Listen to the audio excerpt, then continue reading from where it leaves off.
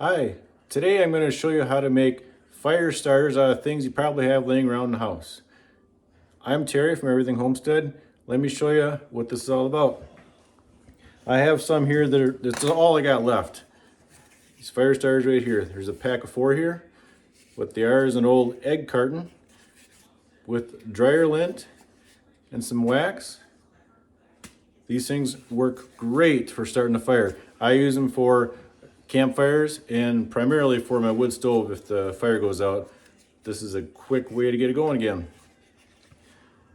I highly recommend these things. You can easily light these with a match. They take off, they hold a flame for 10 to 15 minutes, which is more than enough to get your firewood going. If you want to be a hero at the campsite with the kids, because you're the one that gets the fire going, this is how you do it. Just don't tell the kids your secrets.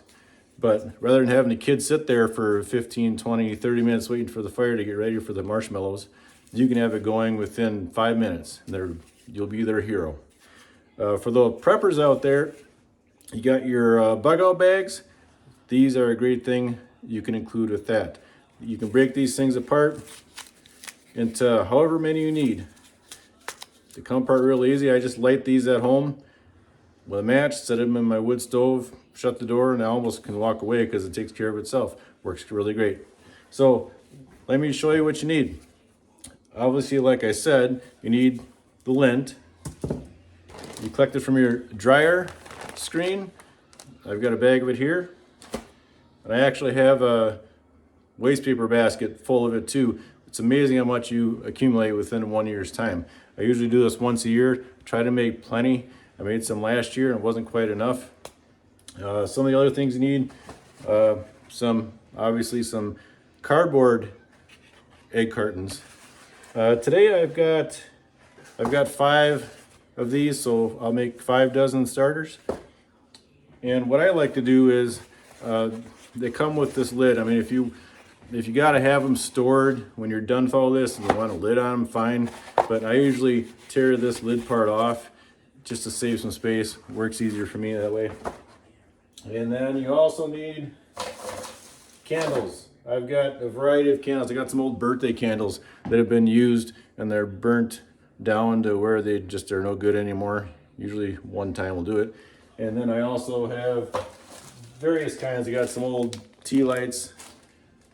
I actually have brand new candles too. You get these pretty cheap on Amazon, eBay. They're not that expensive. This one candle here will do, I would say, most of what I'm planning on doing. Probably not quite, but I've got plenty of extra just in case. I have something to melt them in on my stove. This is an old cast iron pot. And some of you know that I'm a cast iron fanatic. I buy these things, I use them when I cook, I refurbish them, I sell them. And this is almost an antique. This one's probably, I would say, 60, 70 years old maybe.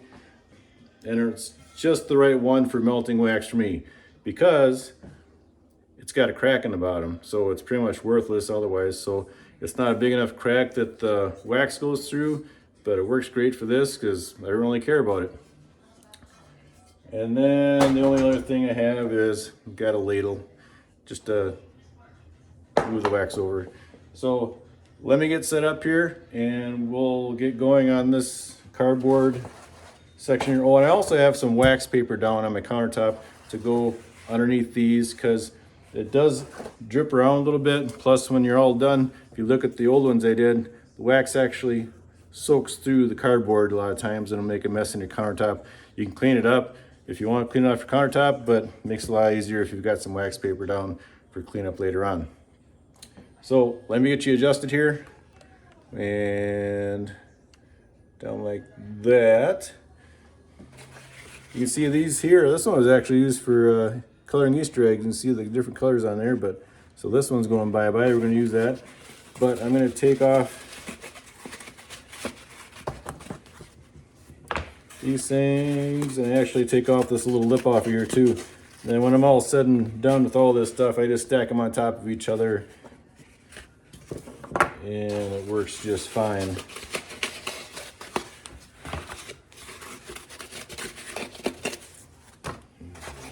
2.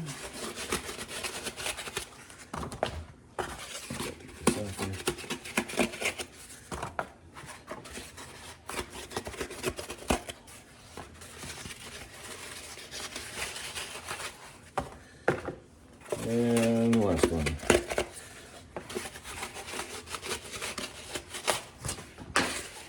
All right, 1, 2, 3, 4, 5. I'm gonna go get the rest of my lint that I have, and I'll be right back. And just like that, I'm back. So I do have this lint from the dryer here. This will go quite a ways. I like to really jam pack it in each little cell. That seems to work a little better that way, but just in case, I've got this. I've got a big trash can full of it. This is just 1 year. Surprised your clothes even hold together at all anymore after something like that. So I'll end up fast forwarding this so you don't have to sit and get bored to death watching me do this, but I'm just gonna pack it in each one. Get a little closer. And I'll just pack that sucker in. Just when you think you got enough in there, I'll put a little bit more. Because when you put the wax in there, it's gonna kind of consolidate or compress it a little bit more. Makes it a lot more solid. Plus, I've got a lot of lint to get rid of. That's that. So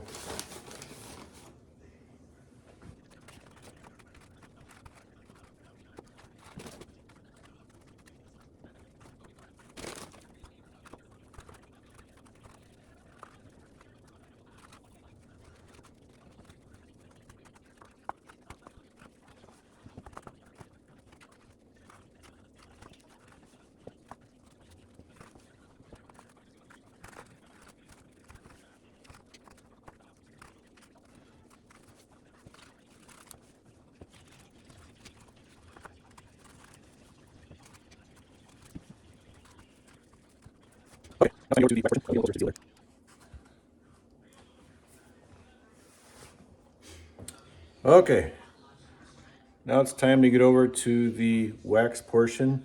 Let me get a little closer so you can see a little better. Okay, I'm going to start putting in some of the old candles in here to get them melted. I'm going to turn the flame kind of at a medium setting.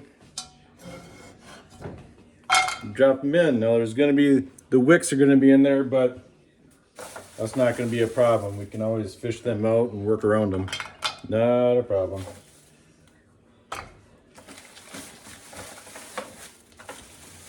Now these have some color on them, obviously, but I don't think that's going to make a bit of difference in with what I'm doing. You probably want to avoid any scented candles, because that, when you go to put that in your wood stove, it could be kind of an overwhelming scent. I guess you could try to put in some pumpkin spice candles maybe, but not for me. These are just some old tea lights like I was showing you earlier that are not needed or wanted anymore, so they're going bye-bye. They have the metal casings on there. That's not going to be a problem. We'll just fish them out.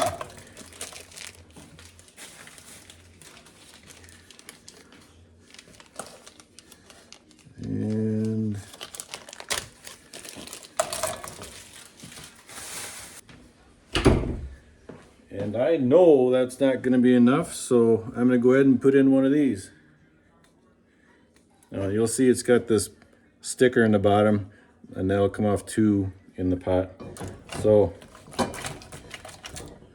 let's get this stew brewing.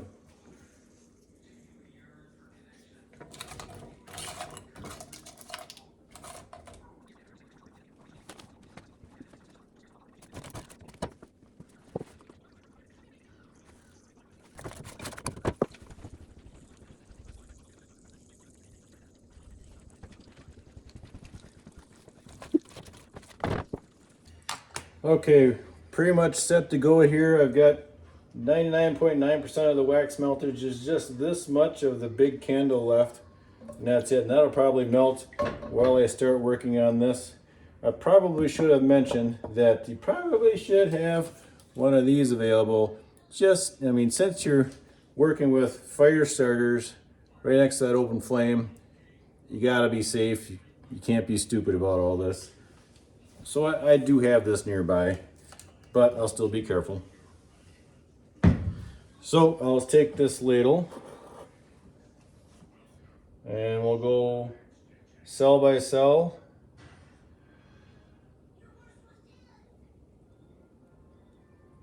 Completely saturating each one. I'm going to turn the flame off, make things just a touch safer.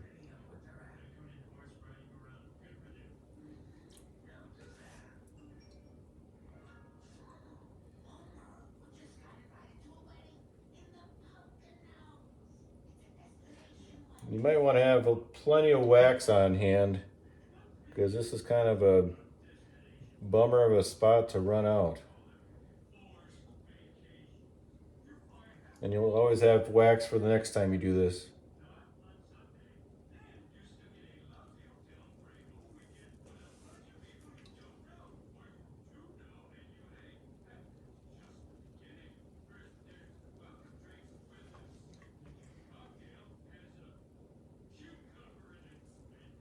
I have so much lint from my dryer, more than I need. I thought, well, there's got to be a lot of people out there that do this, so I probably sell it on eBay. And believe it or not, eBay doesn't allow it.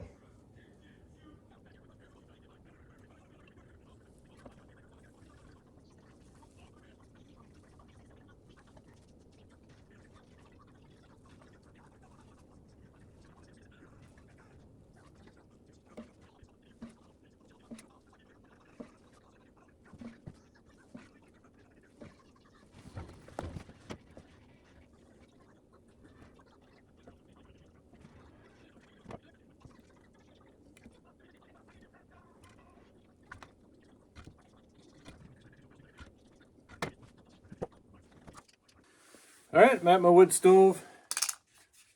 I've got one of those cells off of the egg carton, and I'm going to show you how this works in the wood stove. I was kind of cleaning up around here a little bit before I opened up my shot here. Just wanted to point something out that a lot of people don't understand, is that you get a lot of ashes in the bottom of your stove. This is cold. It hasn't been run for a couple days, so I've been waiting to get this video shot. But when you get these chunks of would be in the ashes, it's from the wood. Some people will clean out their wood stove and put it in the ash bucket and haul it away. Don't get rid of this stuff. This stuff is the equivalent of charcoal. This stuff will still burn quite a bit and actually lights pretty easily. It helps get your fire going if it's already gone out. So if you see these chunks inside there, leave them in there. They'll help you get your fire going a little bit easier. So I've got a little pocket in here. I've got some pieces of kindling down below. Got a little pocket that I'm going to set this in and light it. I did put a couple of bigger pieces in here, and you'll see how easily they catch on fire with the flame from this hitting it. You'll see the flames coming up probably about this high off of this. So let me get this started. I'm just going to set it down in here. It's in a spot where it's going to catch the little kindling strips, stuff like this. And it's also in a spot where it's going to come up and hit this.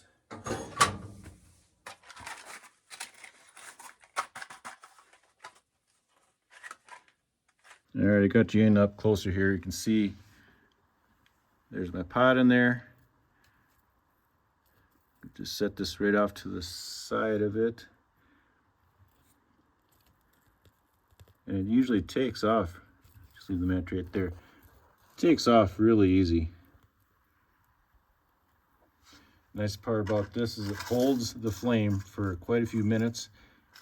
Gives the fire a chance to get going. Now you can imagine, so this would work just as well. Campfire. So I'm gonna close the door, and I got the air vent opened up. I'm just gonna kind of just loosely latch the door to let some of the air come in through here to help the flame. So you can see the flame coming up there. That's what I see every time, and it works great. just enough to get everything going really well. Heats up the flue really nice this way too. Some of the problems people with lighting a wood stove, especially my situation, I've got a tall chimney. It's a long flue to get warmed up. If you don't have a warmed up flue, the cold air is pushing down in the chimney and it pushes all the smoke in your house. Once you get it warm, it switches and it goes back up the chimney. So with this kind of thing, it heats up the flue quite a bit quicker than if you just threw a piece of newspaper in there. Plus the newspaper probably smokes a little bit more than this too. So that's that, and I'll show you a quick picture of this in a few minutes when it's a roaring fire. Little fun fact, back in my younger days, I used to work in the operating room. And I would work in the department that did the hip replacements, knee replacements. And they used to take this concoction called bone cement, and they would put it in with the metal prosthesis to adhere it to your bone. And it was just like it says, it's cement. But it was something that you had to mix the polymer with the powder, and you mix it and you make this putty-like stuff, just like any other cement. And then when we're all done, we'd always have extra left over. Well, I would take and I'd roll it up into little bitty balls, about that big around. And I would bring it home and I'd use that for a fire starter. Those things work just as well as anything. They'd hold the flame for 10, 15 minutes too. And they worked great. Well, I'd quit working in surgery a while back, so I lost my access to that stuff. But I remember sitting in the operating room and the salesman was there, and we were just finishing up with the procedure, and I said, I'm going to take that home with me. And he said, why? I said, I use that for starting fires. And he looked at me and said, and how do you know this?